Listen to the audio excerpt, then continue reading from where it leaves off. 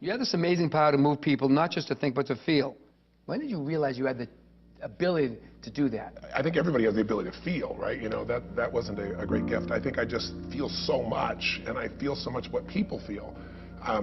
When my youngest son, I remember when I was really young even, came in and he'd bring his friends and go, watch my dad watch this movie, and I'd be like, you know, don't open the door. I just can't help myself. I feel what they feel. And so that produced a lot of drive in me to help people when they're in pain, because I feel their pain.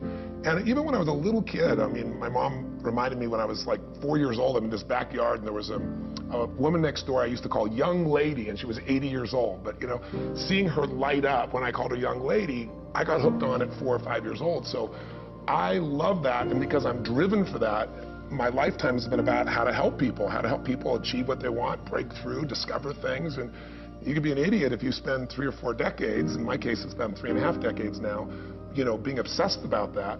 And then when you get rewarded all the time, because people, you know, people are incredibly generous when they feel like you've touched their life. They send out a lot of love, and I'm a love bug, so I got hooked on that at a very early stage of life, and I still am. You specialize in a lot of different areas: health, business, politics, sports, all kinds of areas. Of all the areas, what's the most challenging to move people? To move people to be active in their own rescue? It's a great term, active in their own rescue. You and I both have some history with that one. Right. Going down the Colorado River. Right. It's a whole other story. Everybody has their hooks. Everybody's different, Peter. You know, some people, yeah, it's their business, their finances. You know, if that gets hooked, it's like their identity is tied to that. For other people, it's their body. They just feel like it's impossible. They can't change anything. They've gone into learned helplessness, where they just have literally learned that they're helpless. They can't do anything about it because they failed so often. But if I had to pick one that probably is most fraught for people overall, it's really intimate love and romance, because you can control your business to some extent because you can control you. You can control your finances to some extent, right, by your choices.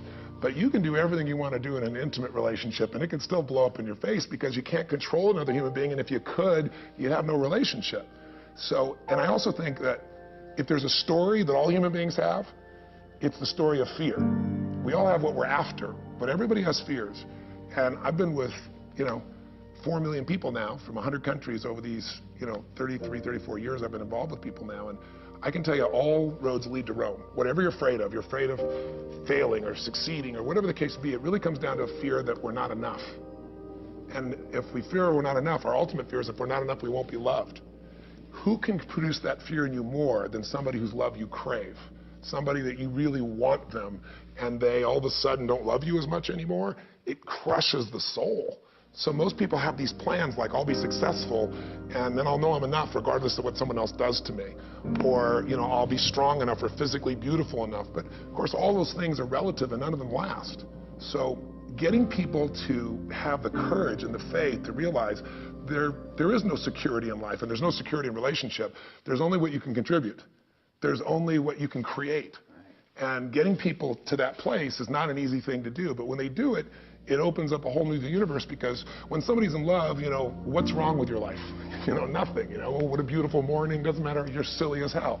But when they don't have that love in their life and everything else is going well, they still come to that empty place inside at the end, and that's the place where the most successful people on earth that have been clients of mine, you know, everybody thinks is so incredible. That's where they're lonely still very often, and that's the area that you got to really dig in to help someone. Do they usually have a story that happens to them very young, which is kind of a backstory, a seminal element that is still present in them 10, 20, 30 years later, and preventing them from exercising those talents? Well, nothing's preventing them, but they choose to go back to that story, right? Because how many stories do we have in our lives?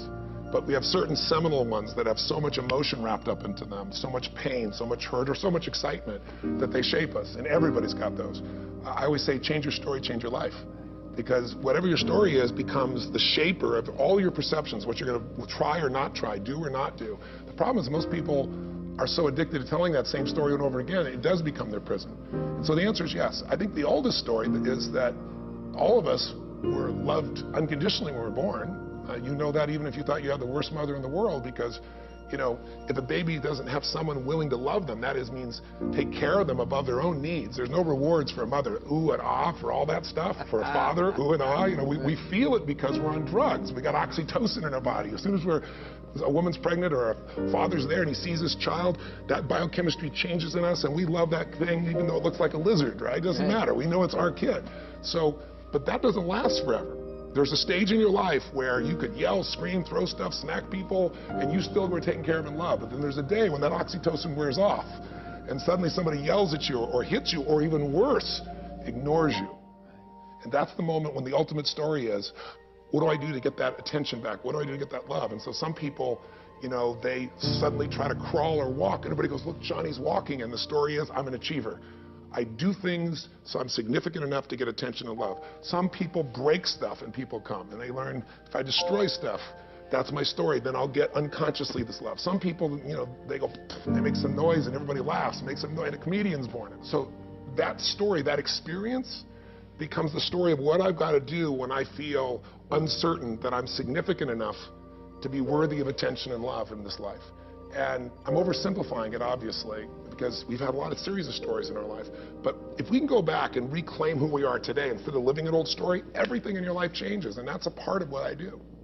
I recall the President of the United States calling you. Remember, you were going to see Princess Diana, Mikhail Gorbachev, all these people, extremely successful, extremely talented.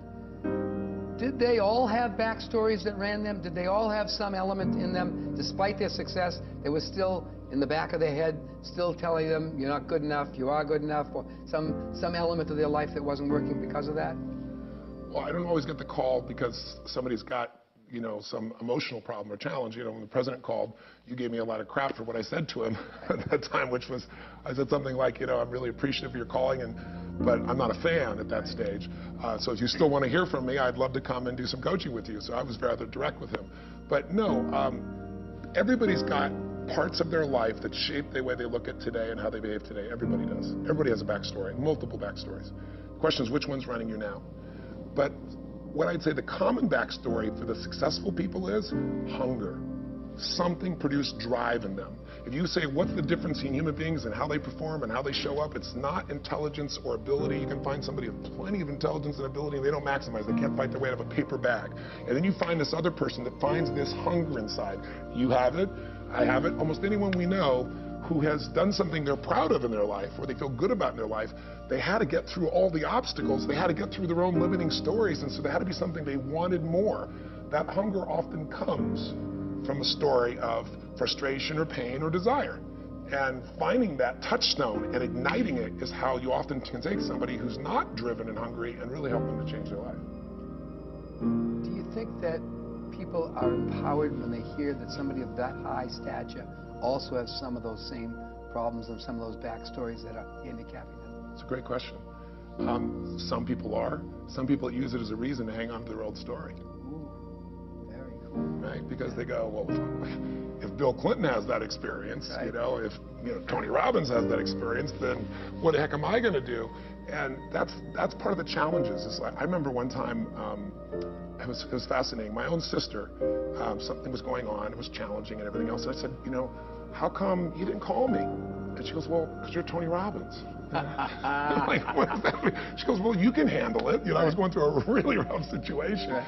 I had a similar experience with one of my boys, with my son Josh one time. He says, well, Dad, you're Tony Robbins, right? People make up this story because they don't know the real backstory. You know, you and I know each other's backstories. You and I know that we didn't just show up this way. We've had a lot of gifts in our life, but we've paid the price to do it, and we've found a way to add value throughout life, and that's why we have the privilege to be here. But if you start thinking that everybody's messed up, then it gives you an excuse to stay messed up. Versus my view is, let me tell you what these people overcame to be where they are. That's what I'm more interested in, so that you and I have something to aspire to. Because stories will either give you some form of aspiration, some inspiration, or they give you an excuse to stay where you are, or even make it worse.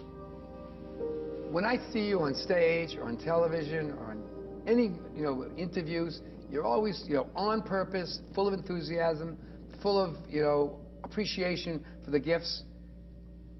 Was there anything that you were insecure about when you were growing up that you felt, oh my God, this could cripple me, or it was something that you Any really one thing? Know. How many of the one things you want? No, Peter, I have trained myself with certainty not just with stories, by focusing on when I did succeed and building those stories, but honestly by building into my body that certainty physically, like driving it in myself. I had so many fears. I mean, I had minestrone soup acne on my face in high school. I didn't feel attractive. I was 5'1" my sophomore year in high school. That's a scary thought. Isn't it? That's a scary thought. I grew 10 inches in a year. Well, the next guy that met you a year later, that's a scary thought, too. Well, what's the scary thought? You know, I was with you when I found out, you know, I had a tumor that made me grow like that, and I had no idea. So, you know, you go from 5'1" to 6 foot, 6'2", now 6'7". People say, what's the difference? I always say personal growth, right? But it was a lot of personal growth, right? I mean, like, not only physically going through, but what I went through mentally and emotionally to make that happen. And so I was the little guy. I wasn't that strong.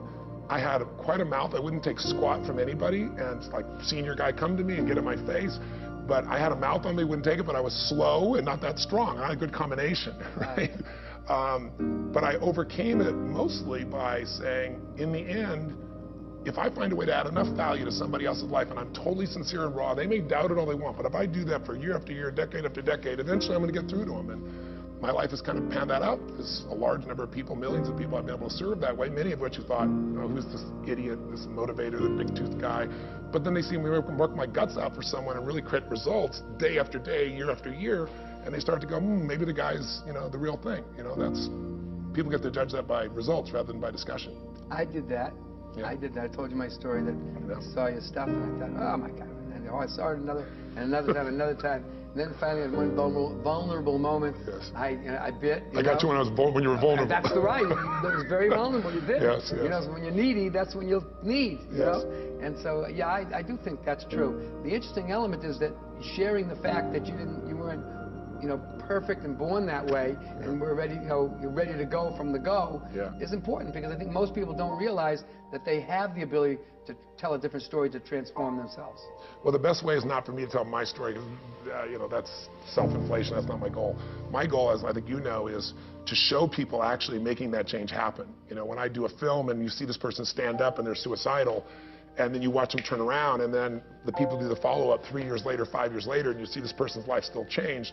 When people see that over and over again, or they see relationships come together that are ending, or they see guys that were struggling in business and now their guy is so successful, and they saw the moment it happened, and they see the follow-up, and they hear from the guy, then it starts to penetrate people that there's no free lunch, but there's some strategies that can accelerate your growth massively, and your sense of fulfillment, your sense of enjoyment, because if you succeed, but you're not fulfilled, you failed. So those are the two missions that I'm trying to do, not so much with my story, but with thousands, actually millions now, stories of other people. Well, as a storyteller, one of the magic things that I watched you in the audience that I learned from you was that you're a great story listener. In other words, the idea is that you don't just hear people, you get people. And when people feel that they're gotten, that they're really heard in that unique way, empathetically, they engage in a different way. Yeah. Is that a talent that you learned, or you just felt you had, or did you really work on it, or was it something that you perceived? And how important is that skill in creating a relationship that is successful? Well, I'll answer your last question last. A lot of questions there. How important is it to be able to really listen?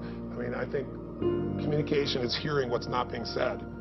And if you don't have that and all you do is take the words, you're going to have a disastrous intimate relationship. You're going to probably have some really disastrous business relationships, because most people don't speak what they're really feeling or saying. Most of the time they're either scared to, afraid to, or they're hiding their agenda because they have another agenda. And most of us have a pretty big BS filter in the world we live in today. But it's more than that. It's not saying, where are they BSing me? It's saying, what are they really feeling? What's underneath this? What's really going on? And that's really important to me. I don't care how big the audience is. I was, I do, 30,000 person audiences, but an average size audience I did yesterday was like a little less than 3,000 people in Las Vegas. It was Salesforce.com. It's a business group. This long room, as far as you can see, over there at the Wynn Hotel. And I'm on these big screens, and there's guys way in the back. How do you get the guy in the back? I get off the stage, and I prowl. I walk through the crowd. I'm there. I'm talking, because what I want to do is I want to look into their eyes, and I want to feel what's going on, see it. I want you to know that I'm not some guy over there on the stage that's just talking at you. I'm going to engage you. And at any moment, I can strike and have that conversation. And so it produces a different energy in that room. It's not some passive listening, and it's not with me either. The minute they speak, I'm now zeroing in on what they're feeling, and I'm also saying, who else does this relate to in the room, and how can I use their story to help other people simultaneously? So if you ask me, the listening part is better than the storytelling part. You can entertain people as a storyteller, but you can transform people if you can really understand what their needs are, listen, and sometimes just by listening alone, people's lives can change. When you're on stage, or when you're coaching people directly, how important is it to really be interested in who you're talking with, as opposed to being interesting in telling a story? I think that one is, anybody who's honest knows the answer to that question, right? But knowing the answer and behaving that way, that's the big difference, right? We all know that if you're interesting, you might have a relationship that's on the surface, but if you're interested, you're going to go deep, because you're going to follow up and ask questions, and the person is not just going to feel gotten or some fancy term, they're going to feel that real connection that's happening. Because we live in a world where there's so little raw reality. Reality television, we all know, is bullshit, right? So what is real anymore? And most people are so good at presenting that I think most people, they'd rather see the screw up. They'd rather see a presentation that's not as refined, so they know there's something that's real underneath it. But I think if you're interested in them, you don't have to work on the presentation side, because people can see the start stops that are really real, and more importantly, they'll feel that connection with you. And so, you know, your whole thesis in life is understanding that the story is what drives everything in life. It's what drives the influence of another human being. But the understanding of that person's story is more important than your ability to formulate your story. That's why I think in your book, one of the most valuable things, Peter, is the backstory. Because sometimes you can find that backstory in advance, sometimes you can't. Right. But if you're watching and listening and asking questions, the backstory will show up right in front of your eyes if you're engaged with that person. If you've got some rehearsed little talk you're going to do, you're going to be in your head instead of being here. I call it uptime. If you're in uptime, I'm in you.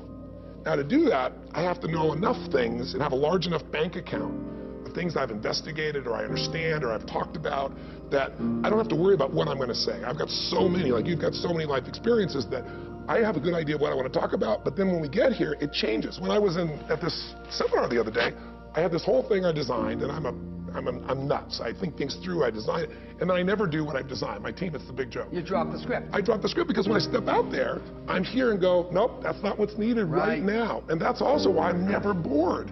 I'd be bored out of my mind if I was 33, 34 years doing this stuff and I was doing the same stuff. I've got pieces I know work, stories or examples, and I might even plan to use it, but when I get out there, I could see, nope, it's something else. And so it becomes art and alive instead of some devoid, you could have a tape recorder otherwise and just do this, right? Well, you know, it's great. You said the whole thing.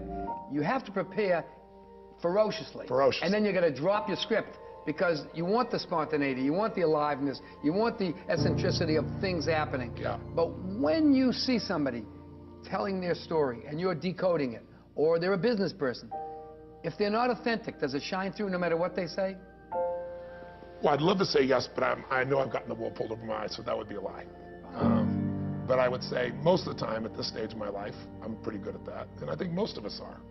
Only because, unfortunately, we've all been disappointed so many times that we have a little part of ourselves that's like, it's all BS. And unfortunately, that can become a filter to you not actually seeing somebody, experiencing somebody, because you have all your presuppositions, right, that are running your life instead of being here now. But I'm a little bit more trusting, so I'd probably stay with it a bit longer. And I've had so many people, you know, make up a story about me who never met me, because also my style. I talk rapidly, and that's just me. I'm passionate. You know, you and I get together, it's like bam, bam, bam, bam, bam. You know, other people stand around and watch the two of us when we go have lunch or we'll go to the house or go skiing or whatever. And so I love that. I love the speed of our interaction because my brain works so fast. So some people don't trust that. It's fast-talking salesman is their metaphor for it, as opposed to a passionate son of a something, you know, which is what I really am. You're an authentic son of a bitch. I love you. Thanks a lot. Love you so much, Steve.